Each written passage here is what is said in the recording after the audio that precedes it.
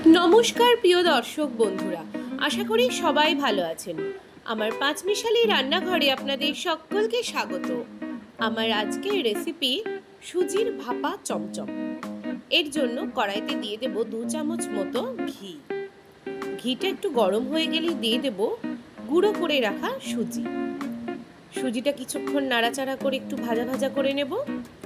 এরপর একটা বাটিতে কিছুটা পরিমাণ দুধ নিয়ে তাতে 2 চামচ মতো আমুল দুধ গুলে নেব।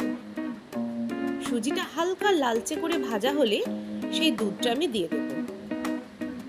দুধ দিয়ে 4 থেকে 5 মিনিট নাড়াচাড়া করে যখন দুধটা শুকিয়ে যাবে তাতে দিয়ে দেব মিষ্টির সেরা। এই মিষ্টিটা আমি বাড়িতেই বানিয়েছিলাম, তারই সেরা বেঁচে গেছিলো, সেটা দিয়ে দিয়েছি। 10 থেকে 12 মিনিট এইভাবে শুকিয়ে নামিয়ে নেব।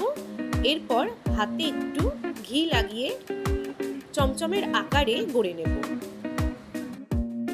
এরপর কড়াইতে গরম জল করে তার উপর একটা জালি জালি থালা বসিয়ে দিয়ে চমচমগুলো 10 থেকে 12 মিনিট ভাপ দিয়ে নেব।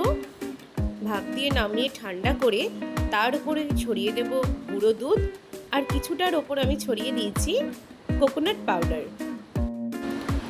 তৈরি হয়ে গেল সুজির ভাপা চমচম।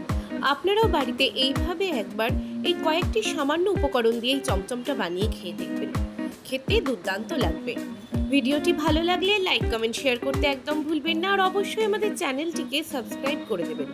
দেখা হচ্ছে পরের ভিডিওতে, ততদিন ভালো থাকবেন, সুস্থ থাকবেন। ধন্যবাদ।